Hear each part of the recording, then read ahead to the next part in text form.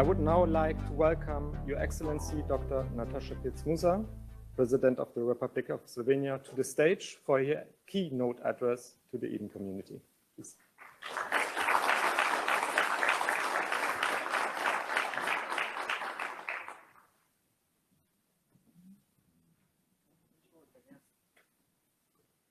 Thank you. Hello, everybody. If I am totally honest at the beginning, I'm really happy to be back. It's been 10 years since I was here at the Europol for the last time, when I handed my mandate as the Information Commissioner, and at that time, the President of the Joint Supervisory Body of Europol. Ladies and gentlemen, esteemed colleagues, distinguished guests. It is with great pleasure and a deep sense of responsibility that I address you today at this year's Europol Data Protection Experts Network Conference, Eden 2024. This event, as many of you know, is not just a conference. It is a beacon for the data protection community, bringing together professionals, law enforcement officials, regulators, academics, and representatives from the private sector and NGOs. It is a gathering that reflects the diverse and interconnected world that we live in, where the protection of personal data is no longer just a legal requirement, but a fundamental aspect of our shared values and a cornerstone of democracy. First and foremost, I want to express my sincere gratitude to the organizers of this conference, in particular, the Data Protection Officer, Daniel Druver. Your work, Daniel, in creating this space for dialogue and collaboration is invaluable. In a world where the pace of technological advancement often outstrips our ability to fully comprehend its implications, the importance of these discussions cannot be overstated. I would also like to acknowledge and express my appreciation for my fellow keynote speakers, Ms. Catherine de Boll, the Executive Director of Europol, Mr. Wojciech Wieworowski, the European Data Protection Supervisor and my friend, and Mr. Olivier Onidi, the Deputy Director General for Migration and Home Affairs in the European Commission. Each of you brings a wealth of knowledge and a unique perspective to this conference. Your contributions to the field of data protection and cybersecurity in law enforcement have been instrumental in shaping the robust frameworks we have today. As I stand before you today, I am struck by how deeply my professional journey has been intertwined with the evolution of data protection in Europe. From my time as the Information Commissioner of the Republic of Slovenia to serving as the chairperson and co-chairperson at the Joint Supervisory Body of Europol, to working as an attorney specialized in data protection law, and now as the President of the Republic of Slovenia, data protection has been a consistent and vital thread in the fabric of my career. When I reflect on these roles, I am reminded of the critical importance of data protection in our society. As Information Commissioner, my task was to safeguard the privacy of Slovenian citizens, ensuring that their personal data was handled with the care and respect it deserves. This role taught me the value of transparency, accountability, and the need for robust legal frameworks to protect individual rights. In my role as the chairperson of the Joint Supervisory Body of Europol, I encountered the complexities of ensuring privacy and security at the European level. This position brought with it the challenge of overseeing an organization that plays a crucial role in maintaining the safety of our societies while ensuring that fundamental rights are not compromised in its process. It was here that I truly understood the intricate dance between safeguarding individual freedoms and ensuring collective security. Now, as a President of Slovenia, I carry these lessons with me every single day. My commitment to data protection has not wavered. In fact, it has deepened. The responsibilities of head of state has given me a broader perspective on the role of data protection in governance. It is not just about protecting data. It is about, ladies and gentlemen, protecting trust. Trust in our institutions, trust in our laws, and trust in the future we are building for the next generations. Throughout my career, I have witnessed firsthand the transformative power of data protection. It is not merely a technical or legal issue. It is a matter of principle. Our commitment to protecting personal data reflects our commitment to human dignity and individual autonomy. It is a commitment that must be upheld regardless the challenges we face. If anywhere, this is especially true in the area of law enforcement. As head of state, I am actually aware that security and the protection of personal privacy are both essential and interdependent. As new technologies emerge and society evolves, our approach must adapt, but our commitment to safeguarding the fundamental rights of our citizens remain steadfast. Data protection is a cornerstone of these rights and must be upheld with the utmost integrity, ensuring that both security and privacy are fully realized in our efforts. Let us now turn our attention to the evolution of data protection in Europe, a journey that has been as challenging as it has been rewarding. When I served as the chairperson of the joint supervisory body of Europol, the landscape of data protection was markedly different from what we see today. The JSB was tasked with overseeing Europol's compliance with data protection regulations at a time when the digital age was still in its formative years. Yes, I'm old. I'm 56, I can easily admit.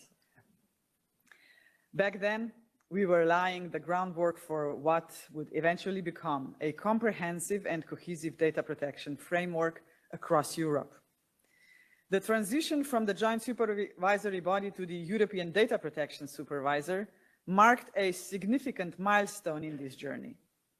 This shift not only centralized oversight, but also strengthened the mechanisms for protecting personal data across the European Union.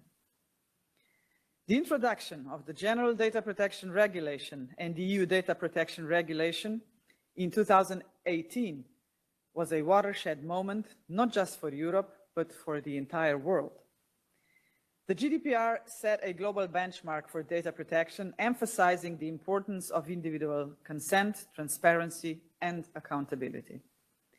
It reinforced the idea that personal data belongs to the individual and that organizations must earn the right to use it.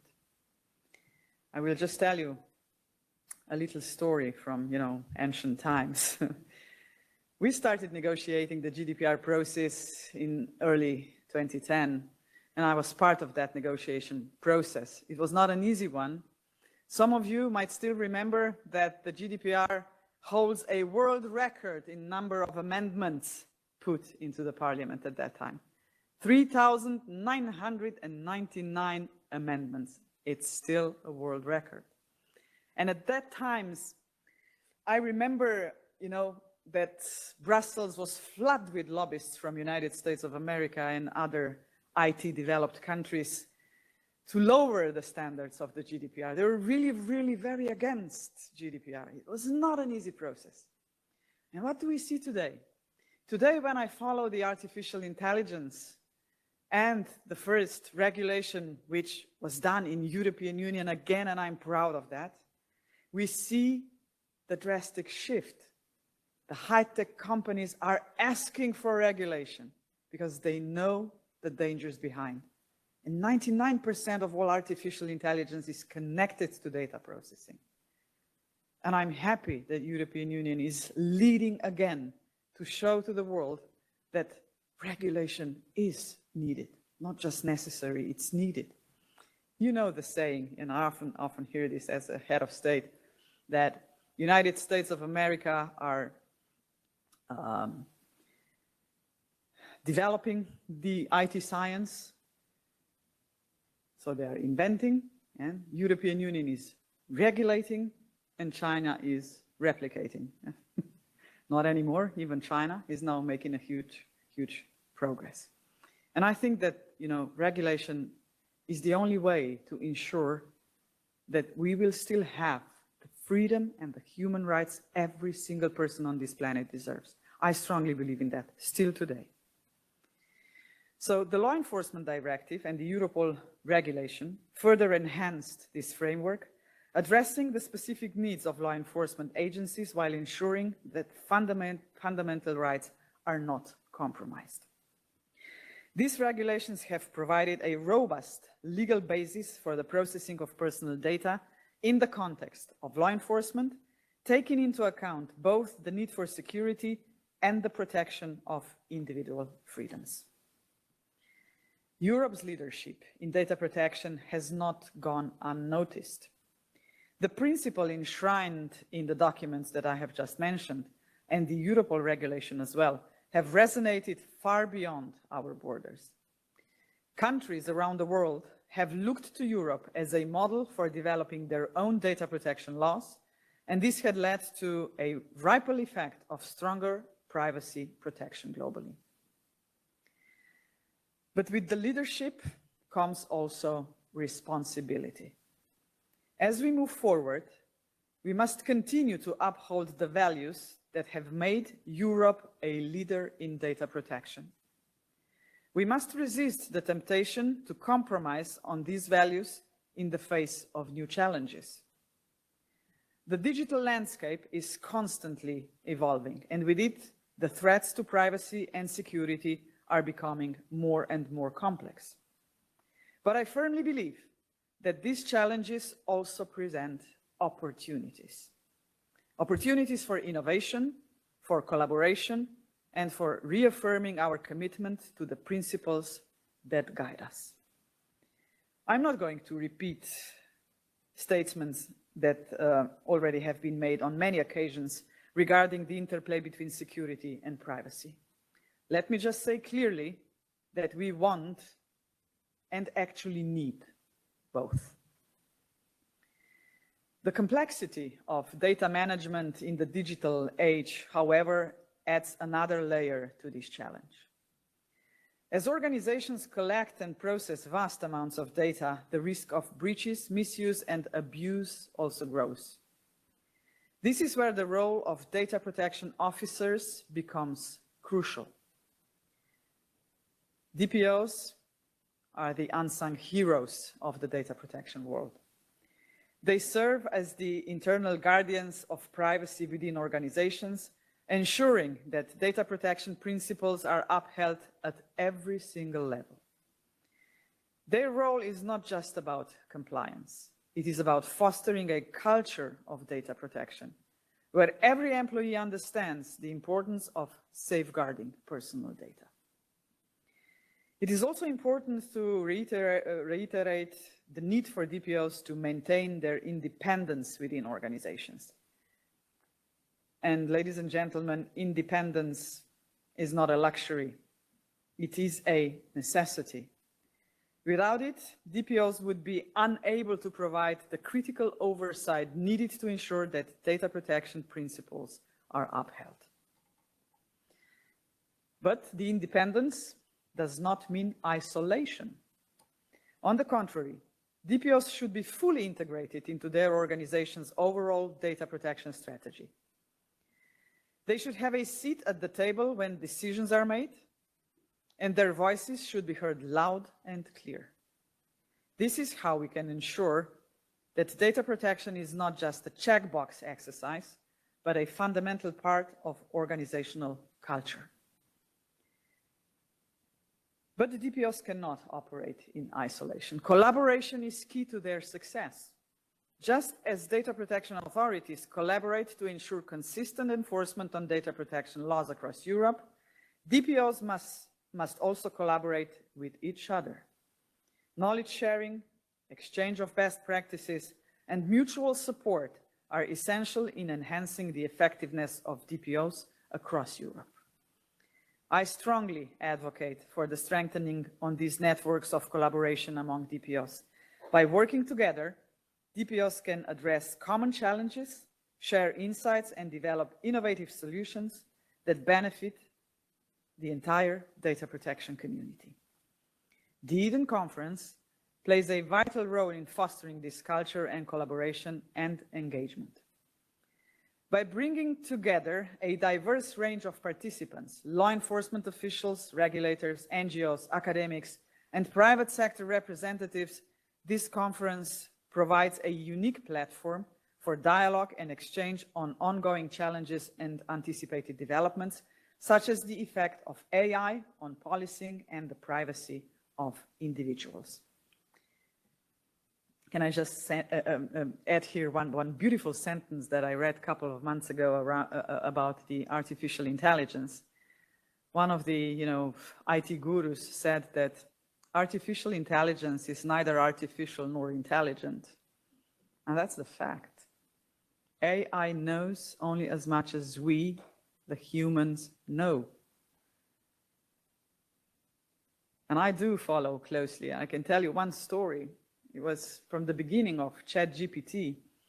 I was listening to a podcast on New York Times when, one IT expert was discussing artificial intelligence with the journalist.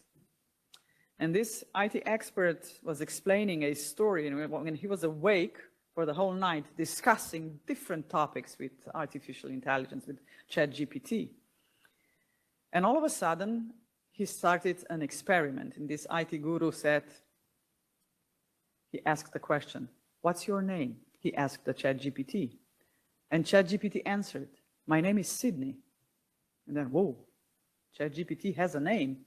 And then they went further into a debate, And then all of a sudden, Sydney said, "Are you married?" And then the guy answered back, "Yes, I am." And then Sydney said, "Yeah, but you're not happily married." And then this IT guy decided to shut down the ChatGPT because it went too far. Yeah? So those were, the first steps of the ChatGPT. Now, of course, it's getting smarter and smarter and bigger. But we always have to be aware of one fact. Artificial intelligence is hallucinating all the time.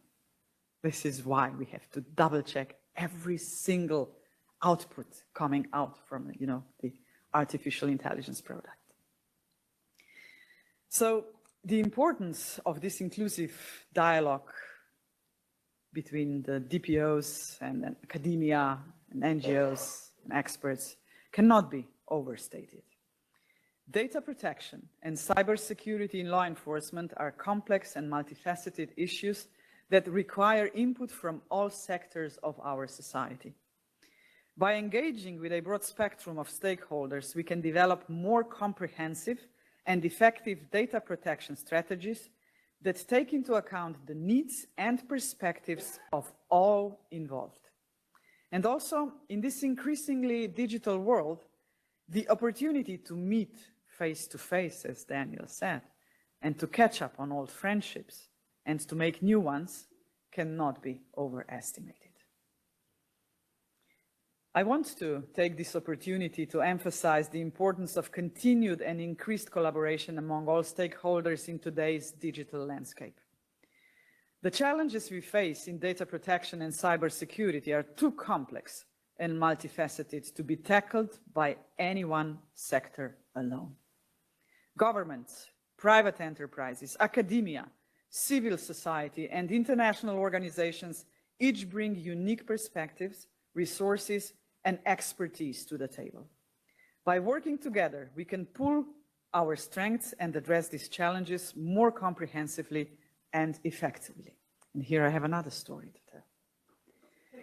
Do you remember a huge scandal inside the Google company when one user of Google's search engine was looking for photos of gorillas? He put into a search engine, gorilla images, yeah?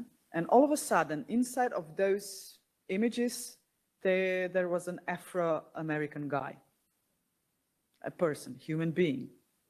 There was something wrong with the algorithms. And then Google shut down the search for gorillas for, a couple of weeks to see what was wrong with the algorithm, to repair it.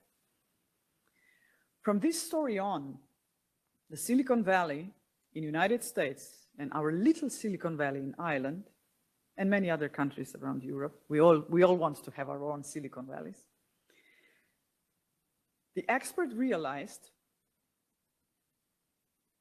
that the teams which are developing artificial intelligence should really, really be multifunctional ones, multidisciplinary ones. It's not enough if you only have IT experts to build artificial intelligence. This project is not going to end in the right way, definitely not. Because, in modern technologies world, there is no mission impossible. If an IT expert is going to tell you this is not possible, he or she is lying. Everything is possible. It's just a question of time and money. Why do we need multidisciplinary teams? To widen the horizons. And today, when we are seeing the artificial intelligence teams in Silicon Valley in US, at least I hope so, they are doing it that way. You have lawyers, you have men, you have women, you have black people, you have Chinese people, you have different religions. So this is what we need if we want to develop ethical and moral artificial intelligence. That's the key.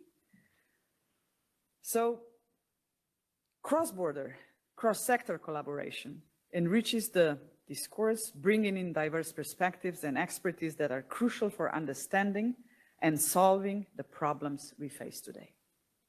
For example, the technical expertise of the private sector can complement the regulatory knowledge of governmental bodies, while academic research can provide insights into emerging threats and innovative solutions.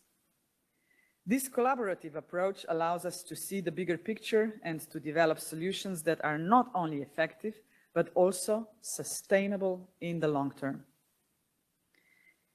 In a world where data knows no borders, our efforts to protect it must also be borderless. This means fostering international cooperation where countries work together to harmonize data protection standards and share best practices. It also involves interdisciplinary collaboration where experts from fields as varied as law, technology, ethics, and sociology come together to address the multifaceted nature of data protection challenges. Only by embracing this comprehensive and cooperative approach can we hope to create a digital landscape that is secure, resilient, and respectful of individual rights. And Eden is the perfect place to do this. As I conclude, I want to return to where I began, my personal journey from serving as the Information Commissioner of Slovenia to my current role as President of Slovenia.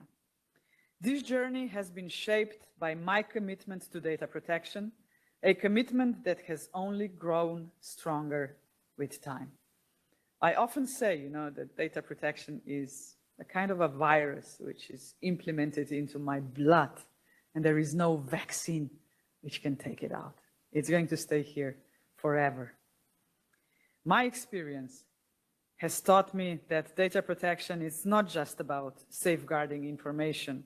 It is about, as I said, safeguarding trust.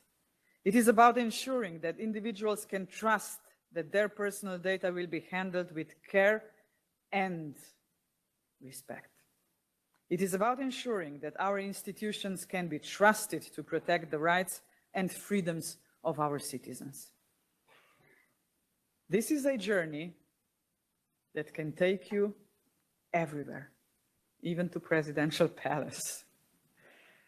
It is a testament to the importance and relevance of data protection in today's world. For those of you who are dedicated to this field, know that your work is not only valuable, but also transformative. You are shaping the future of privacy, security, and governance in the digital age. To those in the audience who are just starting their careers in data protection, let me say this. Your expertise can open doors to significant leadership roles. The skills and knowledge you gain in this field are not only applicable to data protection, but also to broader issues of governance, ethics, and above all, human rights. You are the future leaders who will continue to drive the evolution of data protection, and I have no doubt that you will rise to the challenge. And I want to particularly encourage the young women in the audience who are pursuing or considering careers in data protection. The technology and cybersecurity fields have historically been male-dominated. But your voices and perspectives are vital to achieving true gender balance and diversity in this field. Your contributions will shape the policies and practices that protect our rights in the digital age. As you gain expertise and experience, you will be well-positioned to take on leadership roles that influence not only data protection, but also the broader landscape of digital governance and ethics. And please remember, your journey in this field is not just about advancing your career, it's about breaking down barriers, setting new standards, and inspiring the next generation of women to follow in your footsteps. Nothing against men. I always say, you know, women do not transform to feminists and promote feminist politics for men to have less. We just want to have equal opportunities. That's all we want. So that's why we have to be vocal about it. So the challenges ahead are significant, but so are the opportunities.